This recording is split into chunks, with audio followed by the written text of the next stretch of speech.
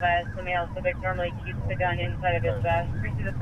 For the past 3 years, law enforcement line of duty deaths have been outnumbered by law enforcement suicides. If you go to the academy, you learn how to keep your gun and you learn how to do a traffic stop and back your partner up and do all these things that are really essential to staying alive. And then in the context of fighting for your own life, people sometimes can get so miserable that they want to die. I'm glad we're finally paying attention to the number of suicides in law enforcement and with first responders in general. The stress of the job, the sleep deprivation, poor nutrition, and then the trauma that you see day in and day out. A lot of officers don't realize the impact and it kind of starts snowballing. And so you throw this sort of toxic soup together and it can really make people do things that they normally wouldn't. And if they don't realize the signs of this road that they're going down, it leads to extreme depression and sadly, way too many suicides.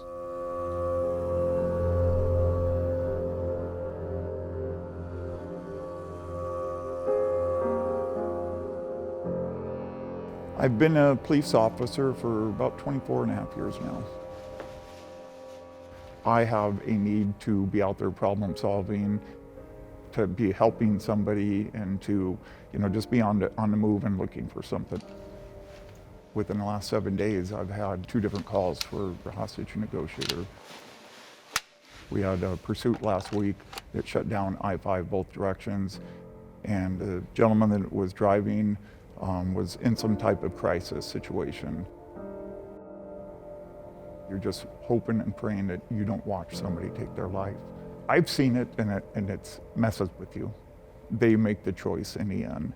I can't control that. I can't let that bother me, even though it does, but at some point I have to move on and know that there's somebody else out there I'm going to help.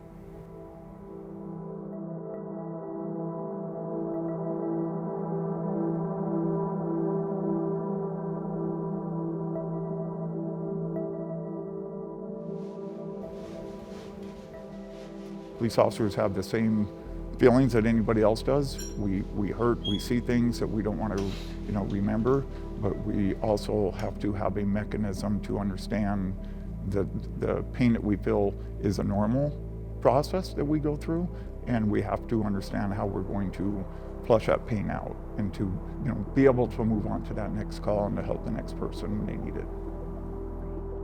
There is a stigma amongst police officers. We don't want to be seen showing emotion. We don't want to be seen coming out and saying, that I hurt inside. But I have to clear my mind. I have to have some kind of positive reinforcement in my life. So I choose to go to the gym, to go work out helps me cope with that. But there's certain days that, myself included, that you just have to question yourself. Why am I doing it? So it can be very taxing on your commitment to knowing why you do it.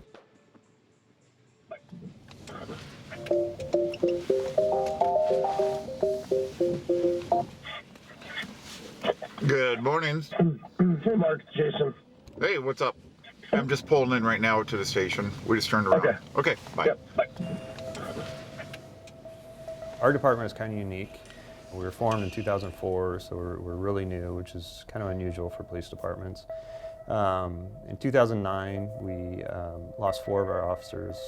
They were gunned down in a coffee shop.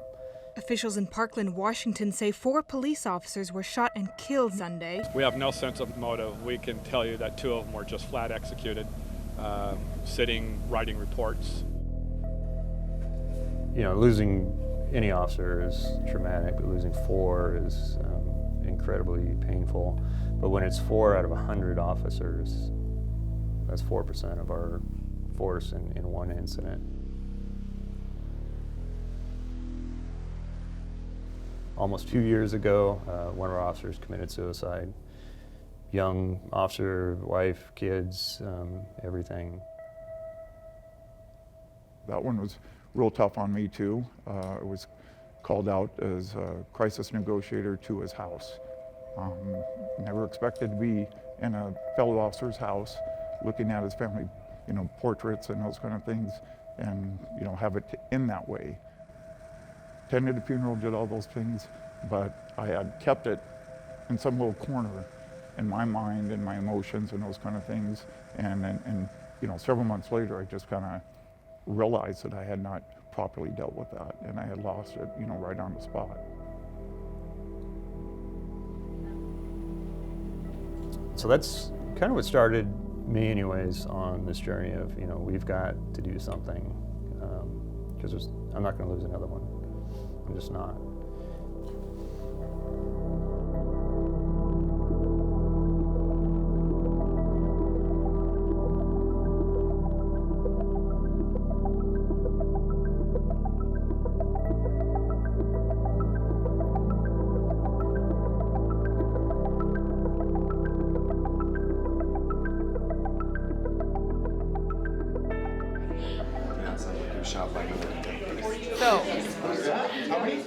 All right. So our basic goals for today are just to talk about the difference between primary and secondary trauma, to look at the impact on law enforcement specifically, and then also to talk about what you can probably expect from counseling, certainly if it's with me. Okay, so one of the things that I think we don't do particularly well as a group or as a culture is grieve. And so when you are faced with this much loss and tragedy and grief, there's no way around things like that taking a toll. And I think that's the primary message that you guys have probably heard, is that like you should be fine, except for in extreme cases, you might develop some PTSD.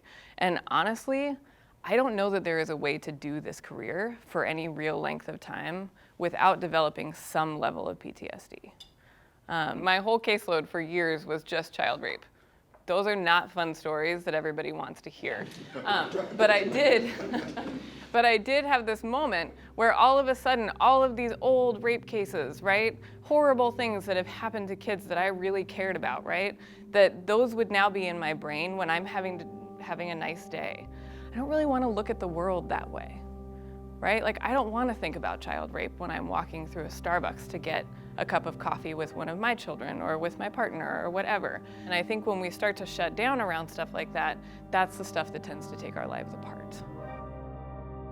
Fundamentally, therapy helps people process the things that have happened in the past and be able to kind of conceptualize them in a way that isn't quite so painful.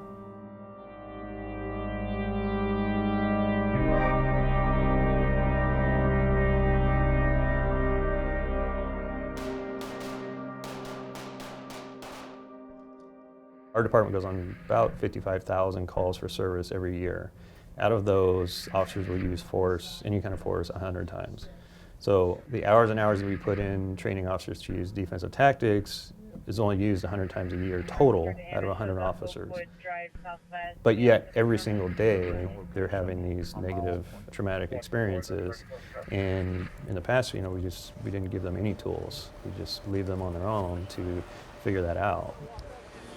It's kind of this myth among officers that if I get any kind of mental health treatment and the administration finds out about it, they're going to take my gun and badge. They're going to put me on administrative leave. I won't be considered when the next promotion comes up. And that's on us as police leaders. We have to destroy that myth. We have to normalize, you know, getting help, seeking treatment, and having some healthy outlets. We're bringing in a nutrition class. We're focusing on physical fitness. We've increased our peer support programs. So really just this whole holistic approach to dealing with all the trauma and stress that we know officers are experiencing. Hey, fancy meeting you here. We're there to recognize when you're going through stress by your own means of you telling us, or that we recognize it by observation. We find that if we can get officers the help they need, they're going to last longer on a job. How you doing there, handsome? What was he trying to say the other day? He's trying to cut himself down to like 12 cups. It's funny, I've never had anybody walk into my office and say, I can't wait to talk to you about the worst things that I think or feel or remember. Law enforcement isn't different from any other group, not really wanting to talk about the worst things that they know or have seen. So it's helpful just to have somebody who doesn't shy away from the things that are the most painful for you to talk about as a group.